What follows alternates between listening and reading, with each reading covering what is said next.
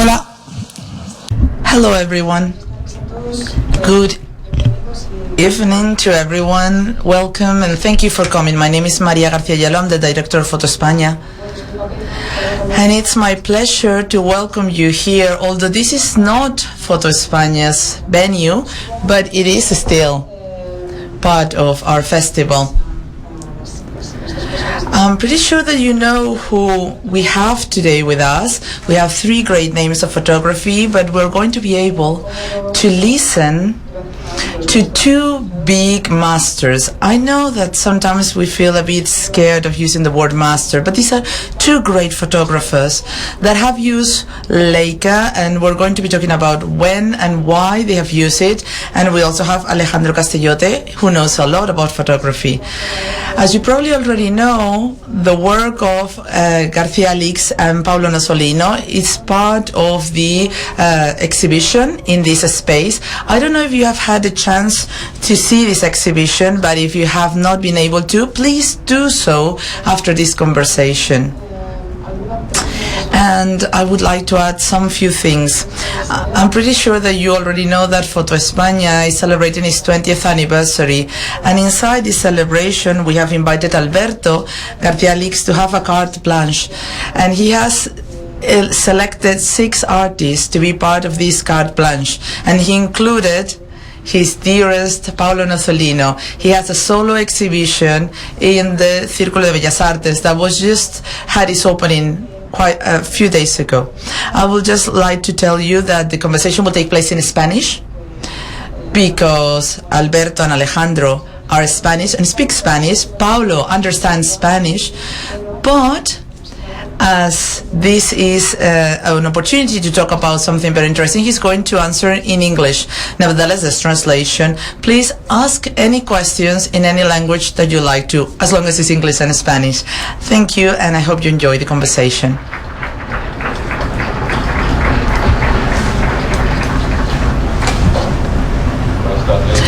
Good evening to everyone.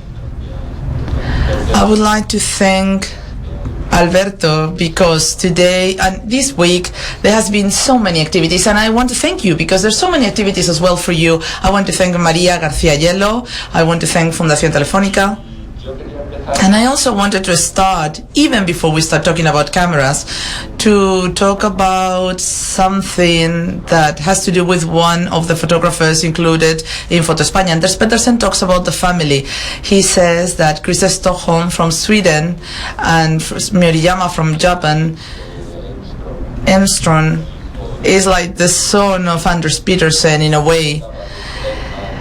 Bakeman from Belgium to Uranco from Brazil, you in Portugal, Alberto in Spain, and even, although this time it was not possible, and in 1990 it was not possible as well, David Nebreda, who could be considered as one of the most radical characters in this kind of family that you all try to have, because you all share this intensity about life, and life is one of the characteristics, because even it has been in a way of counterbalance of the trends at some periods.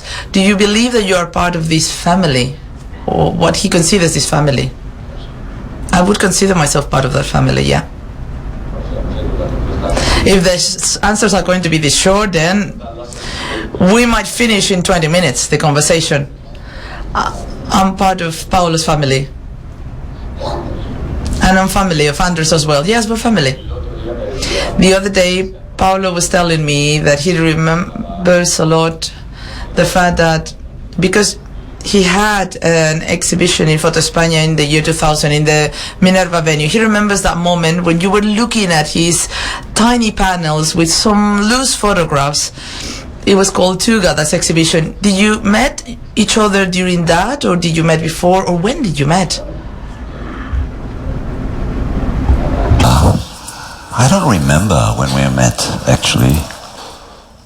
No, I don't remember. Pero conocías el trabajo de Alberto. But you knew his work from the Alberto. Vamos a eliminar las preguntas.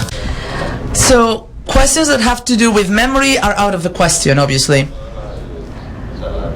all of us, not just both of you, all of us have really bad memories. So let's go into another topic. So this is you met, and this is a series of conversation that Fundación Telefónica have, and it makes sense because it's at the same time that we have this 100 years anniversary of the Leica camera. And I'm a little bit scared of making any more questions, but Magnum people were always saying that those that work with Leica call the Hasselblad the fridge or even the freezer, because it was breaking that freshness that you had to change the way of understanding photography. But you work with both cameras. Do you notice that kind of difference? Do you know that you have to change your way of working? I do. I make a lot of photos with Leica, and I don't show them mostly. They are part of an archive. And I try to do with the Leica what I have never been able to do with the Hasselblad, which is working on the street, searching on the street. With the Hasselblad, you're going to do that because you have to carry it around, while the Leica offers you a mobility and easiness, and it's very resilient, and it works. So why Leica, not a reflex camera? Well, sometimes it's a foolish reason. I had a Nikon that worked wonders, but I wanted a Leica. I wanted one. There's a certain level of fetishism with this camera. When I was a photographer, because I used to be one, some people had Leicas, and when you didn't get it, you wanted one, because there was a sense of fetishism, because big masters have used them, and so it has acquired a sense of mythical proportions. And now, talking with Paulo was also talking about Max Pam, the Australian photographers. While he travels, he always travels with a reflex because it's a better camera. Well, it's different to travel with a big camera and you go there and start making photos than to work with a Rolleiflex. When you show your face, you just look at the camera and you make photos. It's a different way of approaching the scene. You get into a kind of a treaty with people that I'm going to take your photo, and you create this conversation. I always thought the Rolleiflex and the Hasselblad were cameras for people that were very shy, because you look down.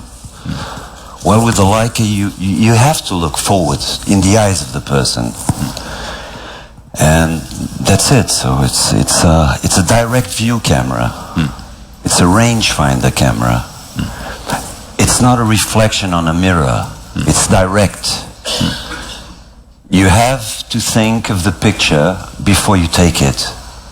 With a Leica, you have to. You have to have it in your head before you raise it to the eye. So you compose mentally where you're going to put those 4 white lines, and then you make the picture very quickly. Yeah. With the Rolleiflex or the Hasselblad, the fucking thing is upside down. You know, I mean, it's a mess. You know. I don't like it, and I'm contrary to Alberto, who likes detail, to see everything. Alberto loves that. I don't care much about detail, I like shapes and I like the grain. I get with the Leica. I get a lot of grain, and grain is the soul of film. L'alma de la película, no? The soul of the film. But with the Hasselblad, when do you change from a portrait, mostly portraits, but for other kind of photos as well?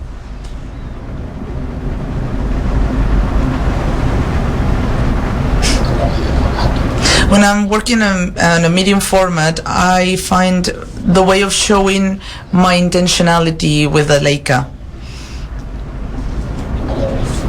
But I think that when I find the way of showing my intention is to use this kind of format with this kind of camera, But I have to say that anything with a lens, I love it. It can be a Leica, it can be anything else. If it has a lens, allows me to look, to play with looking. And you can have the grain or not the grain. It is the same exercise because it's looking through a lens. The Leica is a little bit faster, more intuitive. It offers you an instant, but with a Hasselblad you wait, you need more time. Leica just throws the lines out there. As Paula says, where is the horizon? Where are the lines? You don't focus on that, but I need to do that. But with a mid format, you need to have those lines. You need to do framing. You need composition. So I'm constantly working with the image because I want to make these mid shots, and I use the Leica. But the results so far, I've never paid so much attention on that. But I have a whole box full of negatives, of contacts, of all the photos that I keep on doing. It has always been a little bit tricky when you talk about photographers, especially with a public, when you're talking about the kitchen, what we do back in the kitchen. But in your case, the lab, it's a special place. We were talking about that. It's almost like the uterus from where images are born. It's a space where I remember quite clearly and fondly that period of time when you got into your lab. You just needed no excuse to get there. You put on music and you start working with the prints, with the negative, with the image, and you still work in that sense. It's something that you keep on doing. It's one of the things that I remember. I don't know if it was before or after Paris when I saw your lab in your house, and it was something that you needed to have there because I needed it to eat. I need the lab to eat. But why, if there's great other technicians out there, why do you want to do it? Because I'm better than them. There are no more questions then. Stop. I rest my case. And what about you, Paulo? You were saying that the negative, it's a gross element. When you take the picture, the thing is done. We got it, you know. It's not true. Most people think that when you take a picture of what you saw. That's not true. You took a picture of what you think you saw. And then you have to develop the film, which is very important because it's during the development of the film that you give the grain to your film, according to the developer and blah blah blah blah. Anyway, then you have the negative, and the negative is very important, and that is the reality you managed to take. So you forget everything. What you saw, what you thought you saw, you have that. That is your reality from that moment on. So it's a matrix. And you put it in enlarger and you look at it. First you choose it from the contact sheet, and then you like that one, and you're going to work on it. And then that's when the things start happening. The pictures happen in a dark room. Lighter, darker. Hablas de tiempo que... You're talking about time. And every time that I'm able to, I like to mention an Allen Ginsberg quote that says that we spend our life trying to find answers, but to find answers you need time. And he always showed the developing tank where you put your white paper and the image is the answer, but in order to get that answer you need time. And probably that's one of the reasons, one of the conclusions that you can extract from that in comparison when you talk about digital and analogic is the fact that you need that process. You make it an image, then you forget about it, then you start developing the negatives, and what it comes out of that process most of the times had nothing to do with what you thought it was the image. But is that process, that time, that period of time, sometimes you lose it when you're working on digital. You've done proofs with the digital and you stop doing that because you lost that. No, I haven't done proofs with digital. But didn't you work with a digital Hasselblad? Don't lie to me. I read your interviews. I know you did. You're not going to lie to me here, no? I know the truth. I did 14 photos. It's not a proof. It doesn't count. I realized that it didn't add anything to the process. I thought it was going to be faster, at least. Because it was digital, it had an autofocus, I will just move the camera and voila. But I didn't get what I wanted. There was no speed or additional speed. No, it was all out of focus. So it didn't work. And I didn't add poetry to the process. So why did I want to buy a sheet of a camera if it was not going to add anything extra value? And you need something extra of each new camera if you're going to spend the money. You need to feel good with it. What Paulo has just said. The truth is that when you go into the lab and you start processing your work is when you give it life.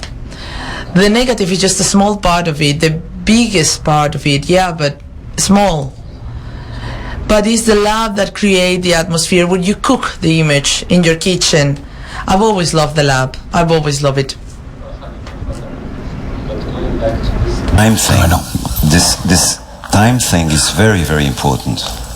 We are very lucky. Our generation is very lucky because we had time to work very slowly with no pressure. There were no iPhones, no digital cameras. We could take pictures, leave the rolls for 1 week, 2 weeks, 3 weeks, then develop them, then contact sheets, then 2, 3, 4 weeks, a month, 2 months, 3 months. It was not important, you know. And then you can't do that nowadays. It's impossible. You take the pictures and you have to see them, you know, and you're there like crazy with Photoshop and stuff. We were really lucky, you know, because I worked solid from 1973, that's when I did my first picture, to 2001. It's a long time. That there was no pressure. I didn't feel any pressure from anybody, you know, because people respected the time of developing, printing, you know. You had to send prints by the mail if you wanted to get them in a portfolio of a magazine or whatever. So I constructed all my work at ease. In 2001 I started, you know, seeing people boom, boom, boom, boom, boom, boom, going like that. And I said, what's going on, you know? So it was this so-called digital revolution, you know. So people were taking pictures, they were looking at them, they were sending them, and everything got faster and faster and faster to a point that you have no time to think. No time to think of what you've done. And time nowadays is a luxury. And I want to have that luxury. Yeah. You know? And I don't want to touch a digital camera because of that. In the old days I used to do, I did fashion photography for a while. And we used Polaroids to see if the lights were okay. And even the Polaroids, they were too fast. They were too quickly. They just, you know, too instant. The nice thing about film is the time. So I pity all of you guys that are very young now and that are in this washing machine at full speed. You know, I'm looking at the machine. I'm not in the machine. You know, and I don't want to be. I don't have to be. I'm 62. I'm okay. You know, but a guy who's 21 or 22 or 23, he has to be in the machine. If he's got any talent, which is, it happens sometimes, you know. People are good at 20, 21, you know.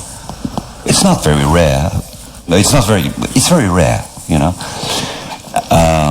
But if the guy is good, by an accident, a gallery will fall on top of him, you know, they'll push him to do what sells, and the guy won't develop naturally.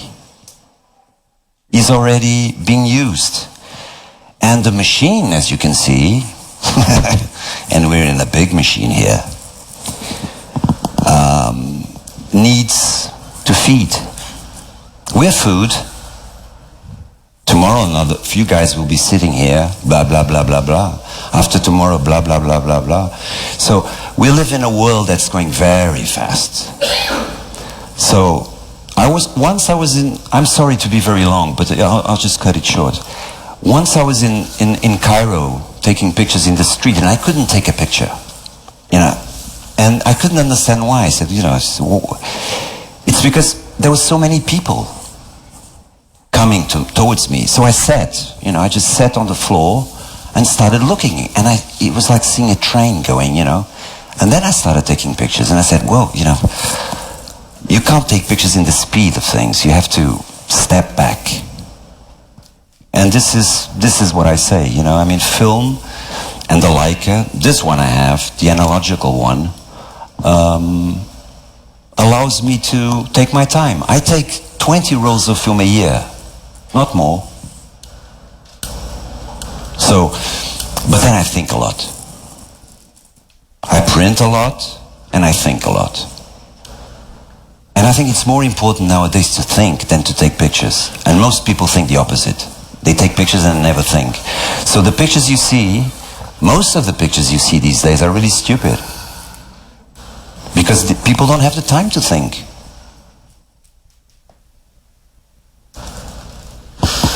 That's all.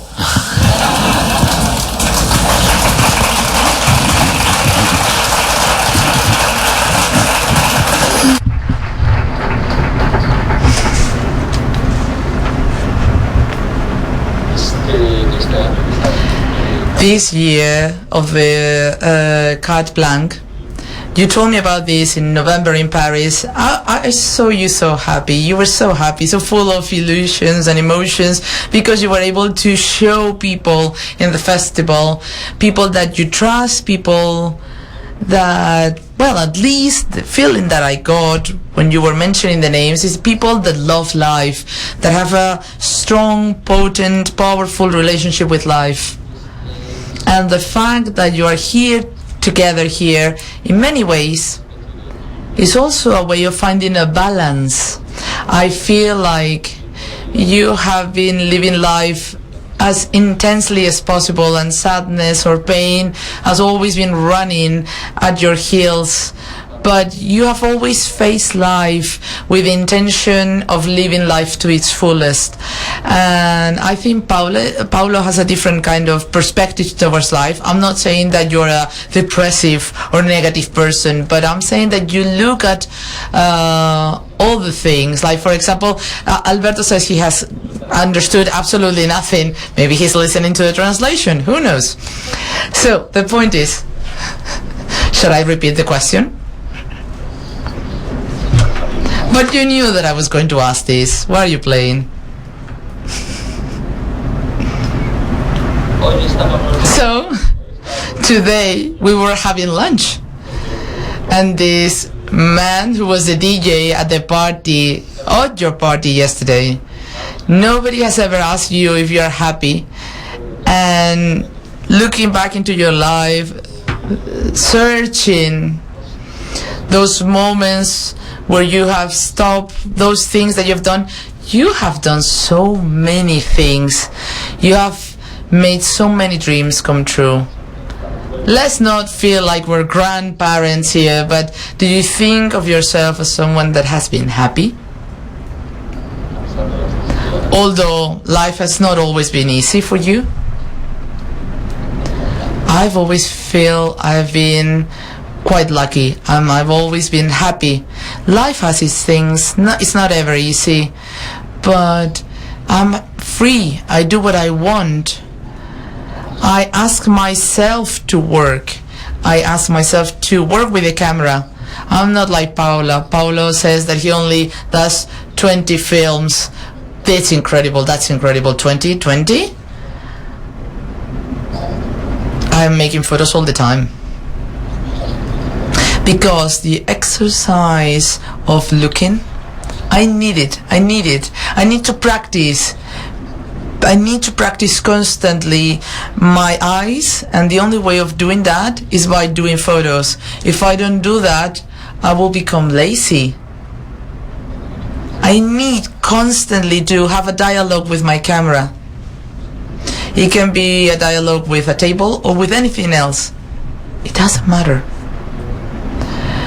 Both of you say that in your life, one of the main important changes had to do with travel. You talk about Portugal. You talk about living in Portugal during the dictatorship, and you go to study to London, if I'm correct. We're talking about the year 75, 78. What happened in Portugal? I'm talking to you, Alberto.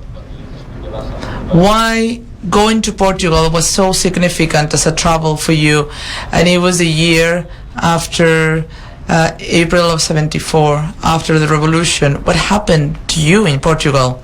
Or what happened to you in general? I escaped my parents' house. I met freedom, total freedom, for the first time. I had a camera. It was a Canon by that time. But I didn't do any single photo on that trip.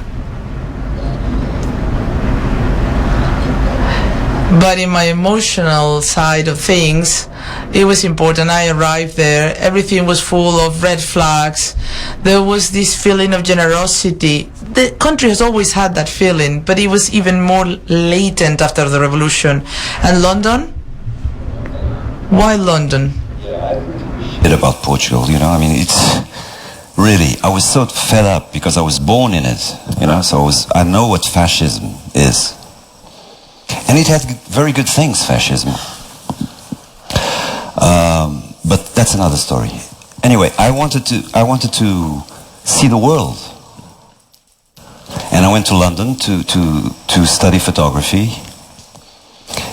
And I discovered freedom for the first time, and democracy, which was like, wow, this is happening. And at the same time, punk starts, so that was perfect. It was democracy, it was freedom and rebellion at the same time, The Clash, the Pistols, it was great. So I was at the right time, in the right place, and I had a camera with me. So I was the happiest man in the world. ¿Quiénes eran tus referentes? Who were your reference back at that time? In terms of photography, of course. Who were you looking at?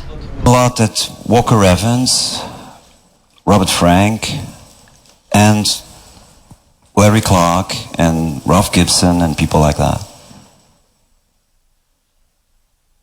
Son dos personalidades. You are two very different personalities. You taught yourself, self-taught. You didn't go to study photography. You learn on your own. You met people through your career and your life that had an influence on you. But since the moment I met you, that it was at the mid of the 80s, every time you talk, oh, your photos look like those others, and I was always like, what are you talking about? And I thought that was all kind of a way of behaving, but I realized I've always been of that kind of culture. I didn't have reference. Photography for me was born inside of me, but I didn't have anyone to look at. I started to have people that were influential to me from the 80s. I went to Alcender's exhibition, and for the first time, watching those photos, seeing them, I started to understand photography. It touched me, it fascinated me. From that moment, I started to see photography in a different light. Up to that point, it had been a way of falling in love, of finding things that fascinated me. I started in the lab. I went into the lab. I discovered that I could see what I have already lived through, that grays and blacks and whites create an atmosphere. Talking about travels, you were 12 years traveling through the Arab countries, if I'm not wrong. What were you doing there? I want to get to Yemen, of course, by the end of it, but what the experience there?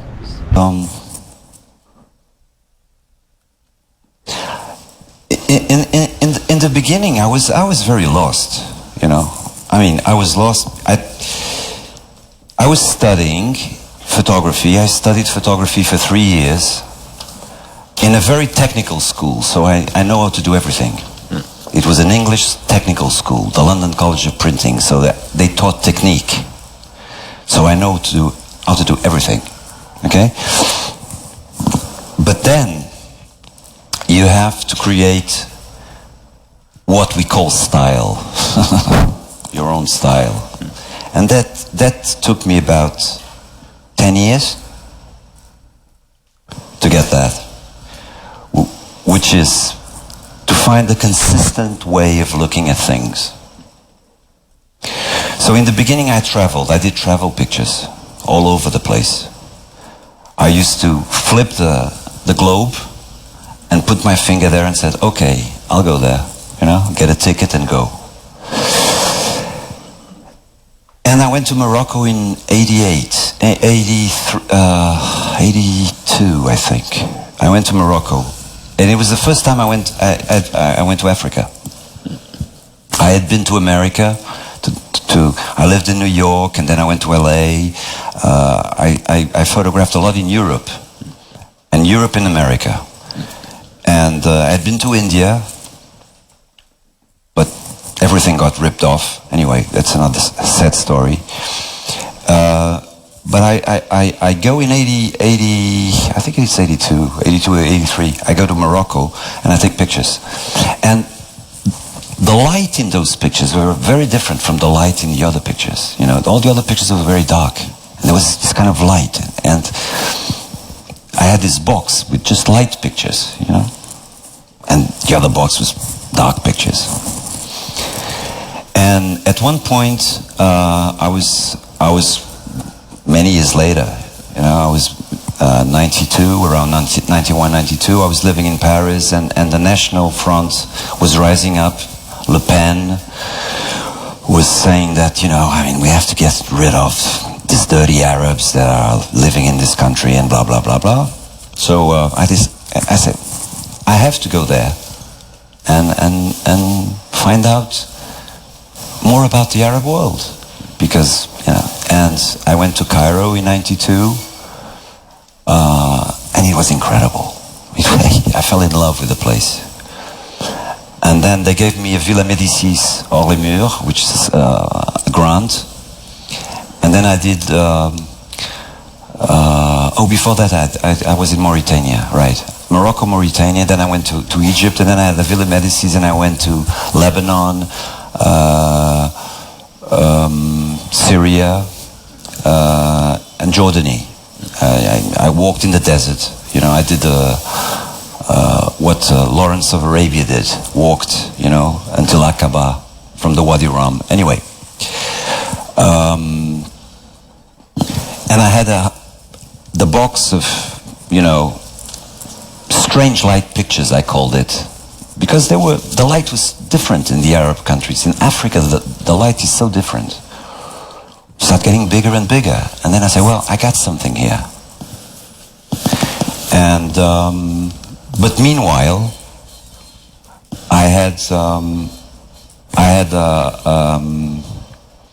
they asked me to go to Poland for a show in Pompidou in Paris, and I went to Auschwitz in 1994. And what I saw in Auschwitz really changed my life.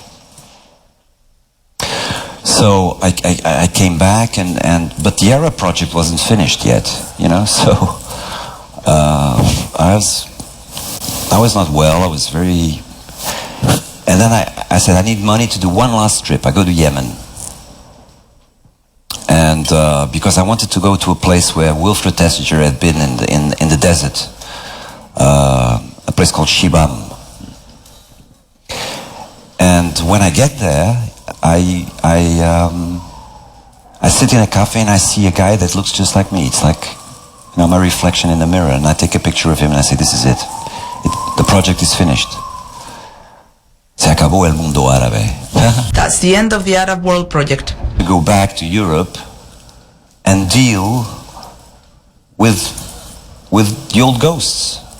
The Portuguese ghosts of fascism, the Third Reich of Hitler. So I started a project called Solo, which is about Europe and how we cannot build Europe based on such a thing as Auschwitz was. You know, I mean, I hope we can build it all. I mean, I believe in Europe. This is a little, you know, I'm pro-European. I really believe that we have to really work and make it work. No borders, people traveling, you know. I hope this new French president, you know, which is full of energy, does something, you know, with Germany, of course, because they are the two main factors. But anyway, I believe in Europe. But Auschwitz is always there in my head. You know, how can we do something? How can we build Europe without healing everything that happened in Auschwitz? And it's like something like, it's like a stain in your jacket that you can never take off. That horror, that absolute horror, which was the Holocaust. Hoy nombrábamos la... We were mentioning today that after the Holocaust, to write poetry, it's like a barbaric act. Do you feel the same? Do you feel that there's a strong political sense or subtext in your work? I understand what Adorno meant by that, you know? Bueno, es una exageración, obviamente. Yeah. But no, I think we must go on, and we must go on. We must forgive, but we must not forget. So we have to move on. We have to carry on, but always remember that happened, and it might happen again. You know? I hope Trump gets kicked off. Hay otro... There's another key moment for you, Alberto, or at least you said so in your interviews, which is Paris. There is a radical change there, where you change to be more introspective. You started to deal with pain and loneliness in a different way, and you started to work on video as well. Did you started to do that because photography was not enough to tell the story, or because you needed a type of narrative that had a very special personality? There are so many reasons why you do things. I started on photography because I was a fan of cinema. I've always had this storytelling soul. Even by just naming my photos, I was creating a narrative. In the 80s, I even created 2 short films, one for Paloma Chamorro, for national Spanish television, and there was always this thing that I wanted to do. This was a kind of a failure for me. And then when I was living in Paris, I had the opportunity to convince Chantal Creuset to have the funding for my work, because I wanted to do a video. Video, when I do this, is a great effort, and the main effort that I have to do is the script. It's interesting because you want to create films, you want to have that narrative, the narrative of filmmaking, and how in your case you're talking about the fact that part of your work are vertical photos. It's also a way of counterbalancing certain film narratives. Can you tell us a little bit more about that? I would like to ask you later on more about that. Cinema was the only thing, even if it was heavily censored by Salazar in Portugal, but for me it was very important. Because before seeing photographs, I saw pictures, I saw films. I saw Buster Keaton, I saw Charles Chaplin, and then later on I saw Bergman, Antonioni, Dennis Hopper, and then much later Tarkovsky and Bellatar. But at one point I couldn't sit in a cinema room in the dark, you know, obliged to be there, you know. I don't want any art to oblige me to look at it for an amount of time. I want to be free. That's why I love books. You open them, you look at them, you close them, you know. So at one point I said, no more cinema. And then the cinema I liked, you know, which was very pure, and it was made with little money, you know, the early Wim Wenders were fantastic, you know, and then when they get into the Hollywood production system, you know, Pedro Costa now, you know, makes incredible films in Portugal with little money, you know, but when money starts coming into it, starts fucking up everything. So I stopped going to see films, you know, and Tú nombrabas un... You were saying that a Bellatar movie, The Night of Turin, the Turin House, and you said that's the last movie. It's the last film that I've ever watched, and after that there's no more movies, there's no more cinema. I'm quite radical on these things. In those things, I think that the Turin's Horse is a fantastic film. I don't know if you've seen it, but do see it.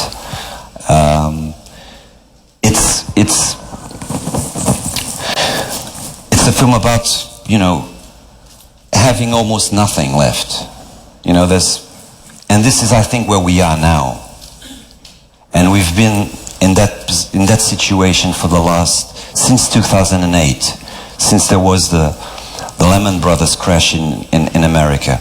I think our life is getting worse and worse and worse. We are getting used to it, you know, but it will come to a point where you have nothing nothing but just a piece of bread on the table. In the case of Bellatar's film, it's one hot potato that you peel with your hands and you eat. So it's an incredible film to see. I think we have less and less and less. And okay, but I'm philosophizing again, you know, about... So at one point my reaction was, you know, cinema is dead, and I was tired of horizontal pictures, you know. It's normal. You get the camera and you put it like that, you know. You don't put it like that or like this, you know. You put it horizontal. So it means you're looking at the horizon line. You're looking at Earth and the sky, okay? So you have to decide where you put that line. And it's like a moral thing. It's heaven, Earth. And when I did vertical pictures, I didn't have that problem, you know. I mean, the horizon line just disappeared, you know. I started getting closer to things.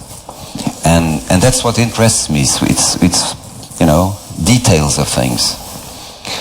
So I started by seeing the big picture, you know, and then my vision is getting reduced, and now it's very reduced, and I'm very scared where it's going. But I've got to go, you know. I got to go, and I got to go through the hole in the needle, you know. That's it. It's not easy. Yeah. Some people think it's easy. It's not easy. As you grow older, taking pictures. I've been taking pictures for 40 years. I don't want to repeat myself, and I want to go on and trying to use photography to see what's happening to the world, what's happening to my head, my heart, and how I can communicate that with people. So those 20 pictures in the circulo, it's how I feel now or for the past 3 years. Yeah, that's it. Pero llevas bastante. But for the last few years, you have created a dialogue between your images with diptychs, with lines. Like now in the Círculo, you have a line of photographs that make you read individual photographs in a different way if they were isolated that in the line. To Alberto, because when Alberto came to Lisbon, we had a coffee, and I say, so, you know, you come to Lisbon, what are you going to do? And he said to me, I'm working, trabajando en una narrativa. I'm creating a narrative. Right. You know, this is what it's all about too, you know, because he's trying to make photographs into a film, or he's trying to say something with a lot of pictures. And that's what, you know, making books or exhibitions is all about.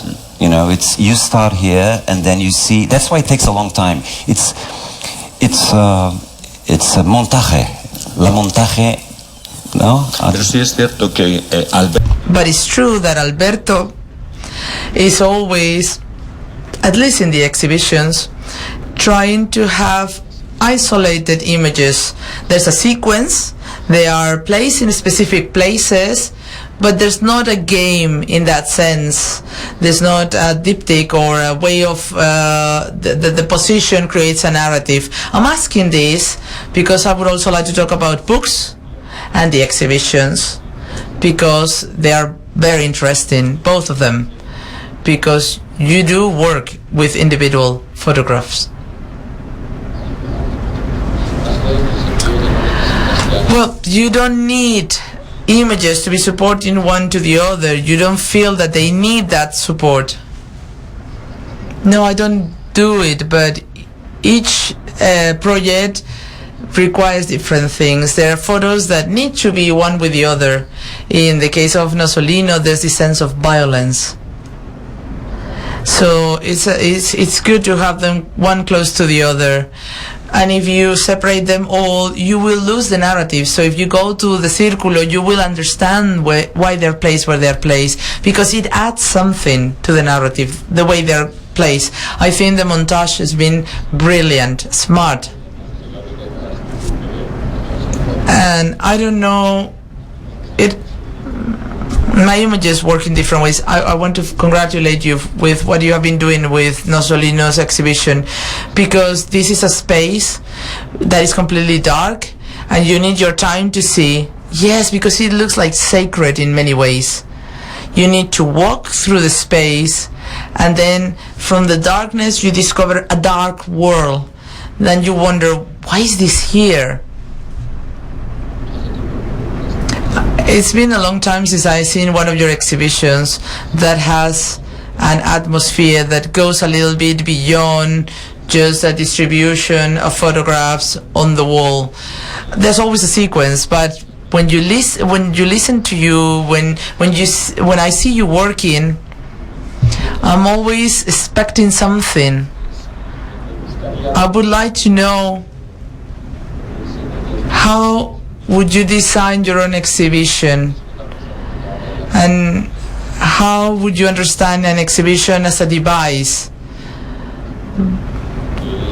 This feeling of creating, like what you have been doing with Paulo, because both of you have created in many ways a chapel, a device in itself, where you don't have, the green does not take you to the black, there's no displacement of the drama to a different place. No, you are just in the middle of this darkness, in this feeling of dark.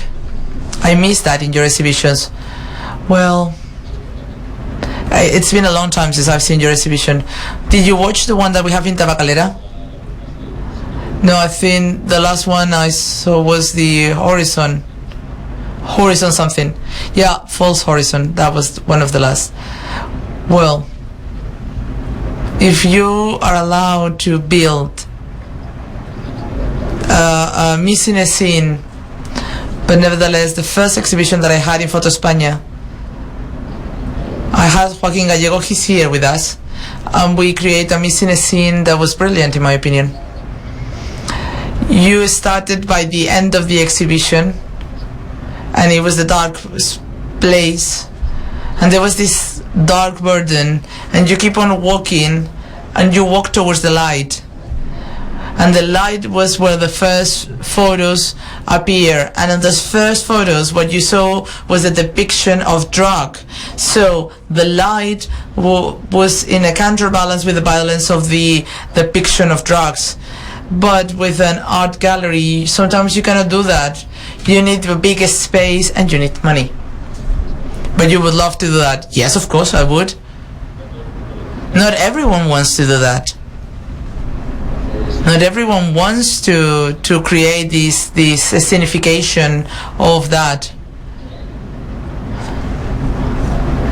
Paulo thinks the same. You have to create a dialogue between image and the public that comes to the exhibition, and the emotionality that you can see in Paulo's work. He wants the public to receive it. There's a strong burden there, and there's no lie there. The truth is, the missing a scene might require a wall here, and here you might need the help of a big team. Here we had the help of Joaquin again, and this has made the exhibition to be something different. In Molinier, the Molinier exhibition, it's incredible. You have these chairs, and yeah, that was incredible because it was impossible to do that. Yeah, but this time I wanted it. But it's incredible to create this feeling that the public will get into the Molinier exhibition and they will become voyeurs because they're sitting and watching the photos.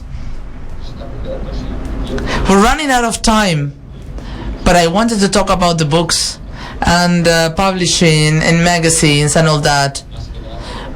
But I want to know what you have been doing lately and talk about Cabeza de Chorlito.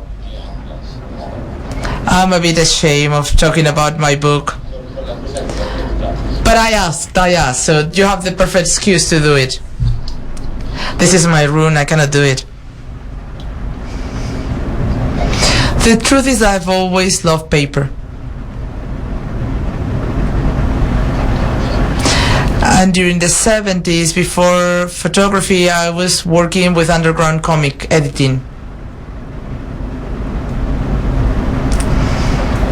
And I always had, when you work on editing something and it becomes a reality, and you touch it and you prepare, it was small, something small, but you had something that was real in your hand. And when you have something real in your hand, you want more and more. And then I decided that I wanted to have a magazine. So I contacted more people to make this project a reality. But it's not just my relationship with paper, although it is very important in terms of my work. But I wanted to do something more.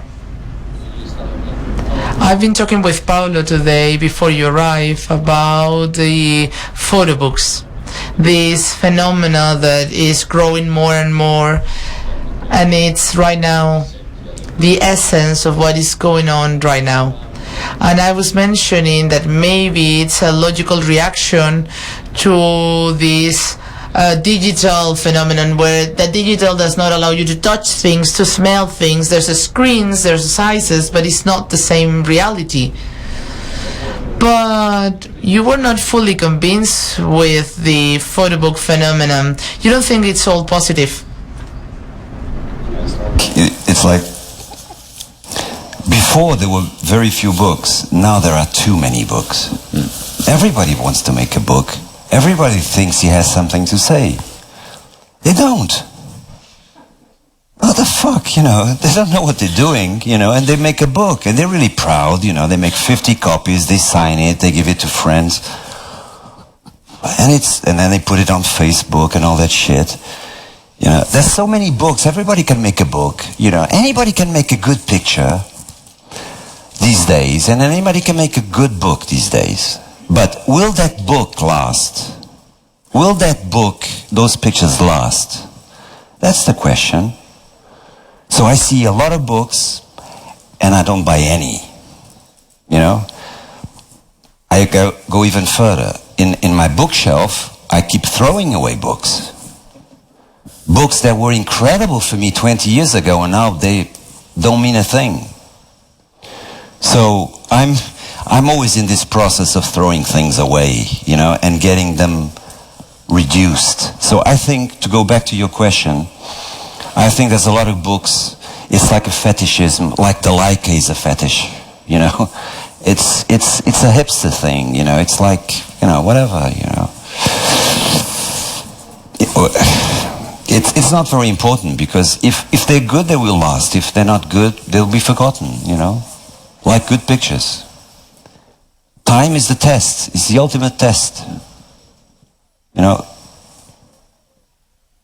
¿Y tú qué piensas, Alberto? What do you think, Alberto, about that? I don't know. Maybe he's right, at least in part. I think it's more important to have books with a lot of design. There's a lot of designers, and sometimes you don't pay attention to the content. And in order to defend this, things do not get updated. And it's almost a crime to think about it. But there's also the fact that there's a positive side. People want to self-edit themselves. It's a way of fighting against the power networks, the networks that control the culture. And of course, to make things more democratic, and I'm not as radical as Paulo. He's here and I'm close by, but not so radical. It's true that there has been an explosion of photo books. And everything has been retouched. Well, maybe not everything. According to Paulo, everything that is digital is already born retouched.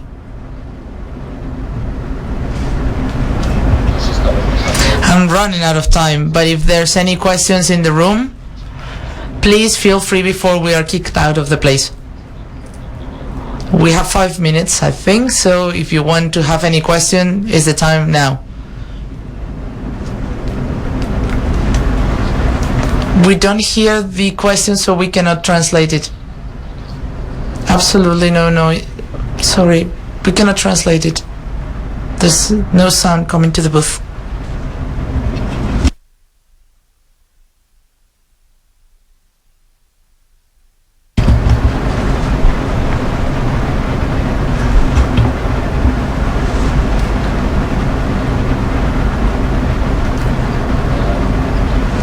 No, it's not the same. It's not the same. One of the things why I was always so fascinated about the lab is during those 2 minutes that you wait to see the photo, you establish to create a dialogue with that image that is about to be born. I've talked a lot with my images. A lot.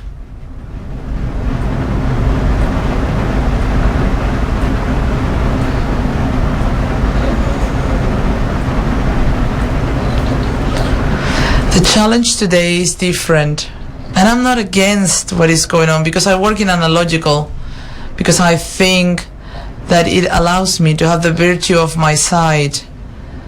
It allows me to work. If I couldn't do that, I will go into digital, but digital has not given me that. I haven't searched for it. I have to say, I think it's a bit too late to change.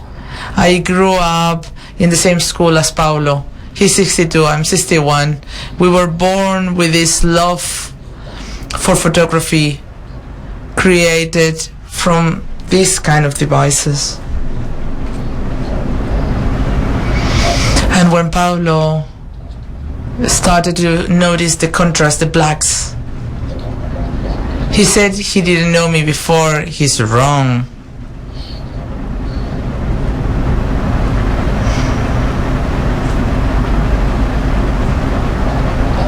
But I have to say that I have nothing against digital, because every tool, and I have to say here, I use digital, I do use digital, but with movement, with video, because with that you don't need big productions, you don't need big cameras to film things.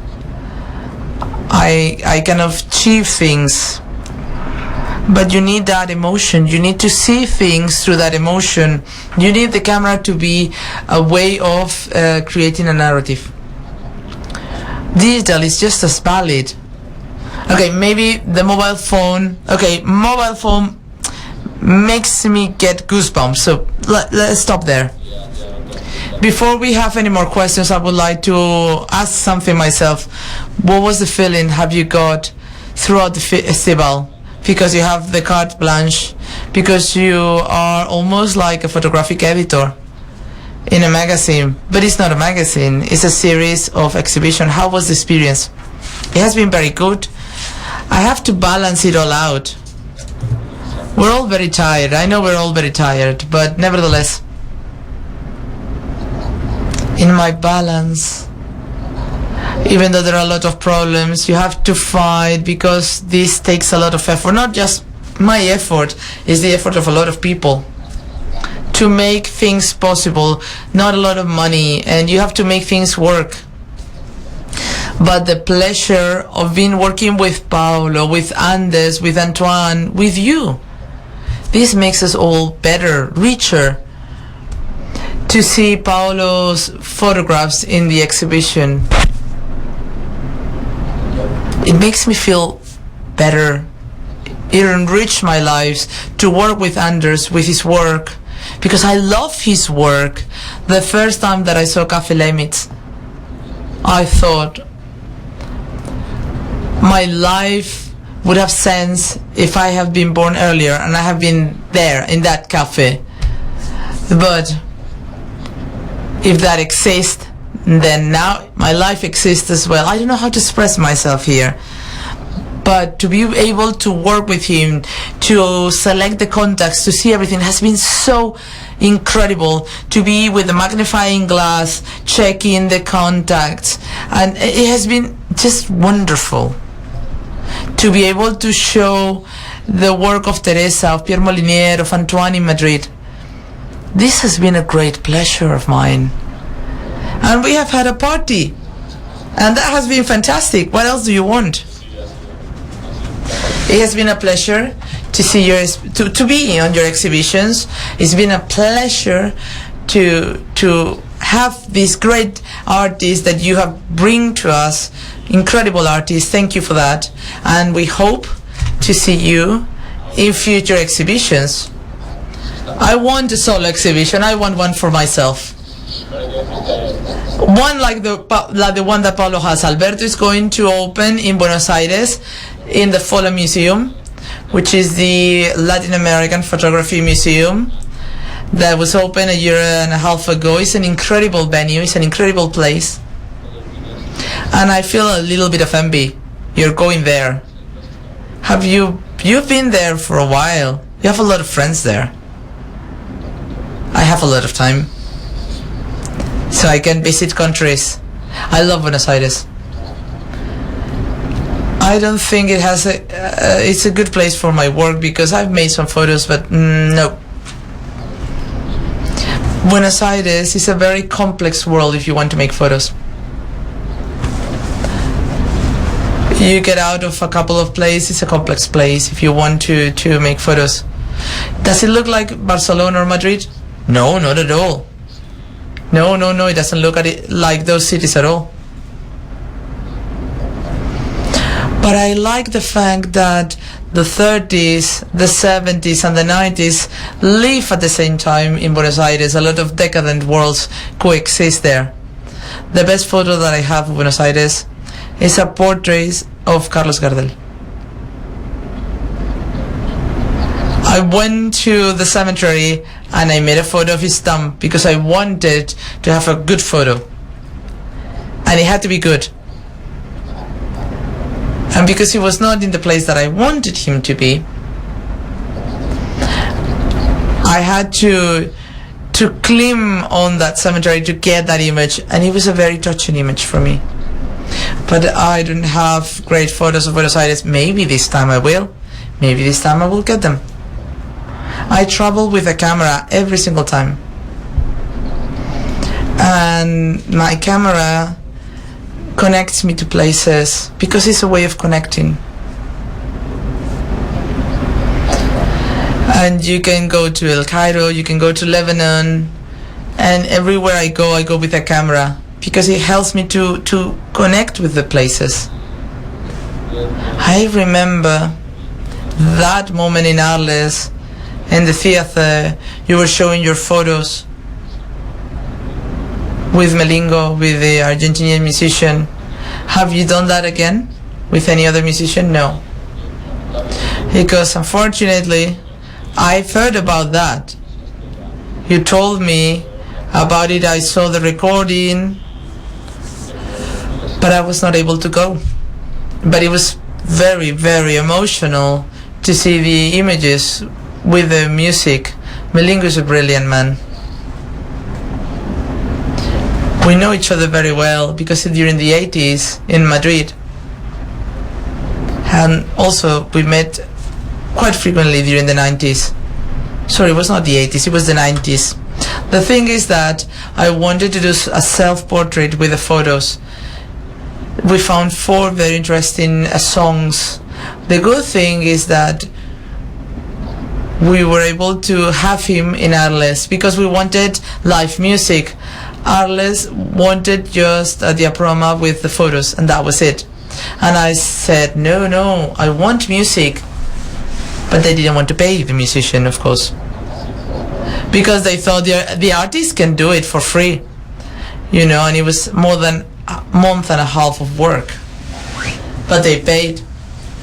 And we had Daniel Melingo, who added a lot, and he created an incredible atmosphere.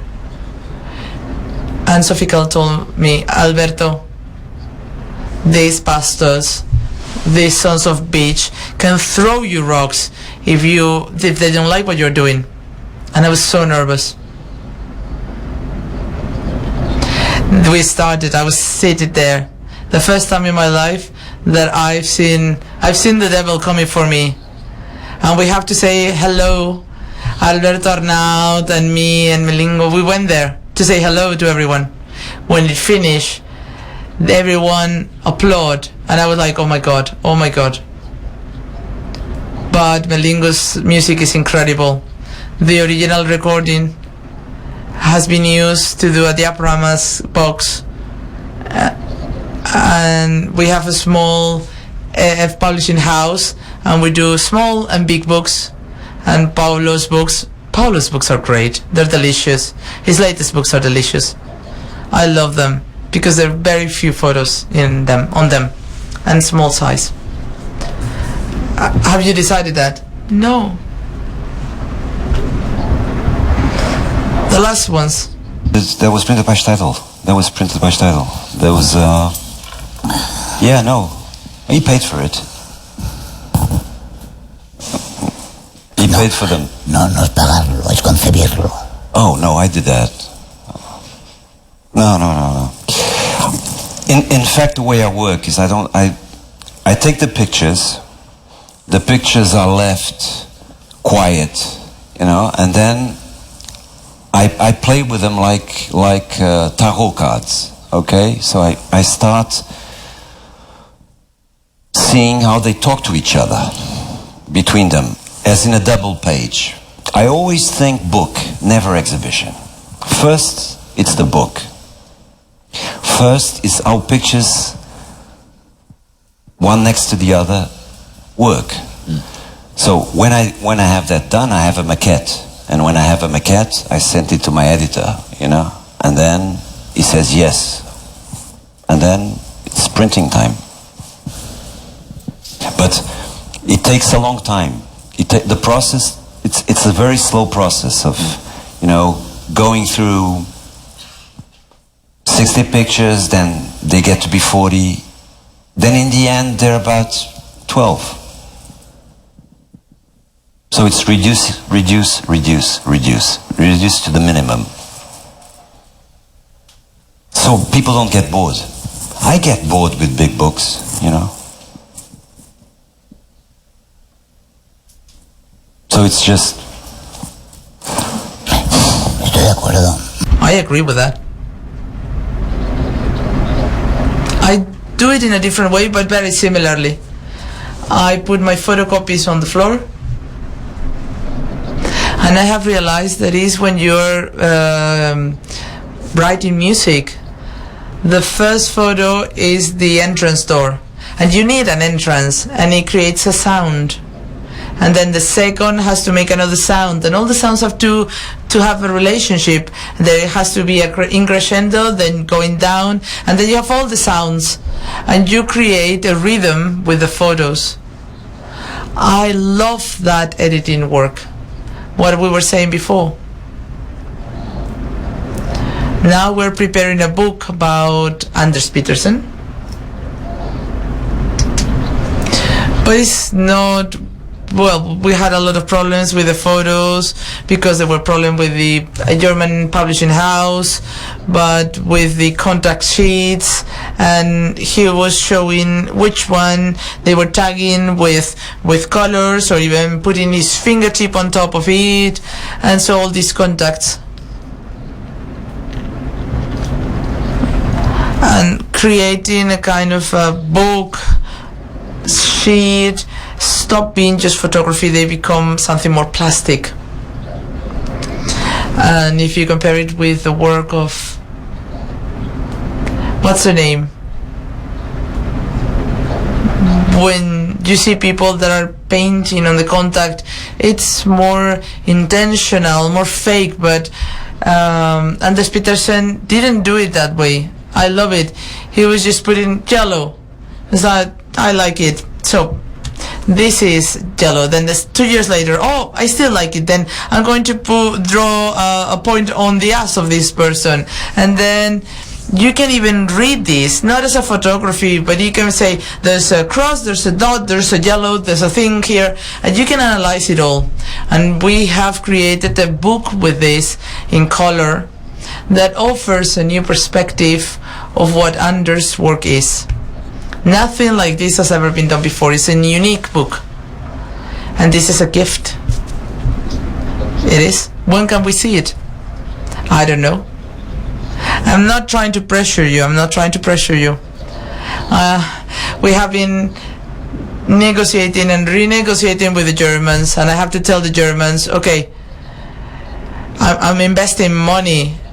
I'm doing this because I love his work, but when I'm going to get my investment back? I think this is a book that we need if we want to understand Anders' work, to show that plastic experience to the rest of the world. Everyone will want your publishing house, your editors to talk about your book like this. Well, because I'm full of enthusiasm for my work. So it's almost 8. So I would like to thank Paulo and Alberto for being here, for being with us. I would like to thank Paulo for his work, his honesty, and the love he has shown for the festival and for all of us. Alberto, it's great to have you here. It's fantastic to have you here. It's always good.